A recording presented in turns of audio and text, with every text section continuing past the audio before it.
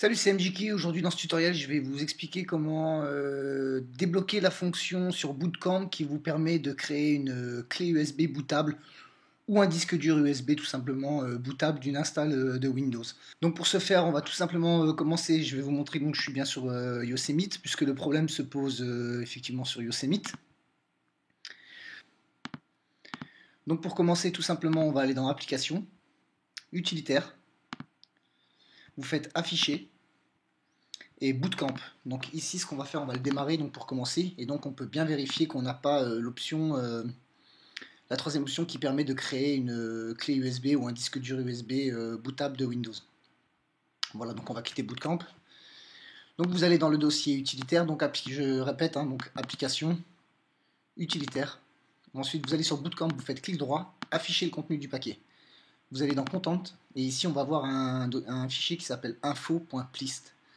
Donc ce que vous allez faire une copie de ce fichier sur votre bureau.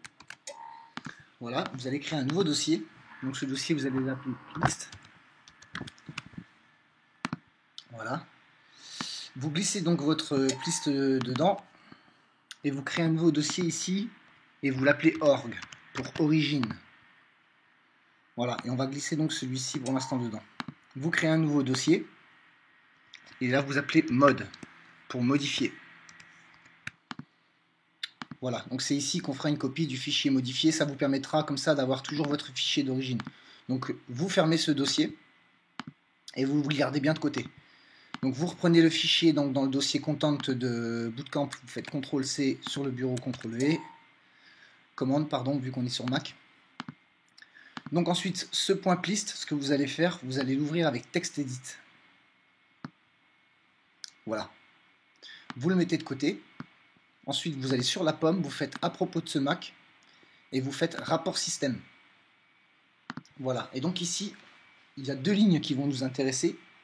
Donc c'est la ligne identifiant du modèle, ici, et la version de la ROM de démarrage qui se trouve ici. Donc pour commencer, vous allez ouvrir un nouveau TextEdit. Voilà, qui va nous permettre de créer la ligne qu'on va devoir rajouter. Donc ce qu'on va faire déjà pour commencer, on va copier l'identifiant. Voilà, et on va copier tout de suite la RAM.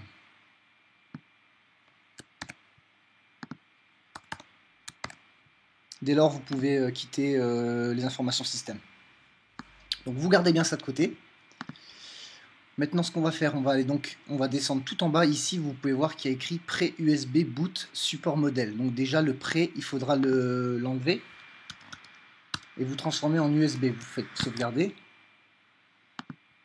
Voilà. Donc je vous rappelle que ce infoplist, il est ici sur le bureau. Donc ensuite, ce que vous faites, vous copiez une ligne comme ceci. Vous la copiez ici. Vous la collez ici, pardon.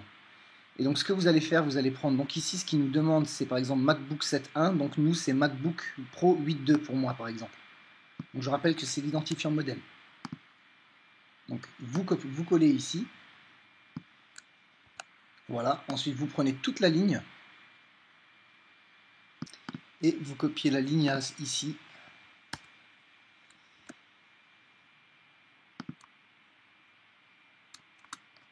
Comme ceci, voilà.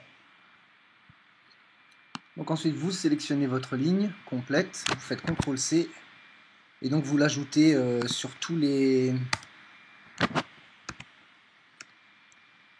différents réglages. Donc ici, array, voilà. Ici vous faites pareil.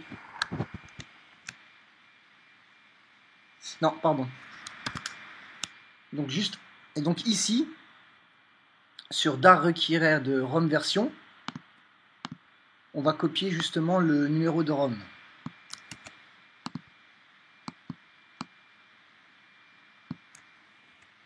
Voilà.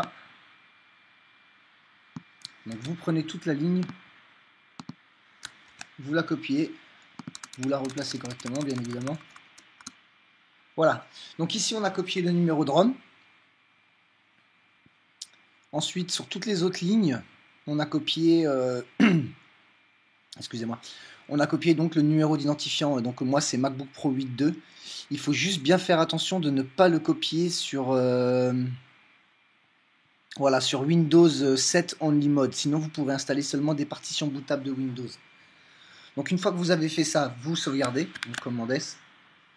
Vous pouvez dès lors fermer le texte edit, le deuxième aussi. Vous n'enregistrez pas. Et donc on va retourner maintenant dans le dossier application, utilitaire, et donc clic droit sur assistant bootcamp. Donc vous faites afficher le contenu du paquet. Et ici donc on va tout simplement supprimer le point list. Donc vous tapez votre code. Vous videz la corbeille et vous copiez tout simplement le point list qu'on vient de modifier. Vous retapez votre code. Ce que vous pouvez tout de suite faire ensuite, c'est dans votre nouveau dossier que vous avez créé. Là, vous avez votre point original, donc votre point list original. Ici, vous mettez votre modifié. Donc, vous faites comment? CTRL-C, CTRL-V. Comme ça, vous gardez ce dossier et vous aurez toujours votre point list original et votre point list modifié pour de futures restaurations. Si jamais vous deviez restaurer complètement votre Mac, au moins vous avez déjà cette modif qui est faite. Voilà, donc pensez bien à garder votre dossier list. Donc une fois qu'on a fait la modif, qu'on a placé le nouveau fichier list, on va démarrer terminal. Et on va exécuter donc cette ligne de commande. Je vous la mettrai dans le descriptif du tutoriel. Donc vous copiez la ligne, vous la collez dans terminal, vous faites entrer, vous tapez votre code. Et normalement vous devriez avoir ce résultat ensuite. Replacer une existing signature. Voilà. Une fois que ça c'est fait, vous pouvez quitter terminal. Vous pouvez quitter TextEdit. Voilà. Et donc ensuite, maintenant, si vous démarrez Bootcamp, vous allez pouvoir constater que vous avez bien la troisième fonction qui va vous permettre de créer un disque d'installation Windows 7 ou supérieur, donc sur une clé USB ou sur un disque dur externe, ce genre de choses. Voilà, donc c'était MJK pour ce tutoriel sur Bootcamp, donc comment débrider la troisième fonction qui permet donc d'installer, de créer une clé USB bootable de Windows 7 ou supérieur. Voilà, j'espère que ce tutoriel vous aura plu, je vous invite à vous abonner à ma chaîne. Je vous mets dès à présent quelques liens vers d'autres vidéos et je vous dis à très bientôt pour un prochain tutoriel.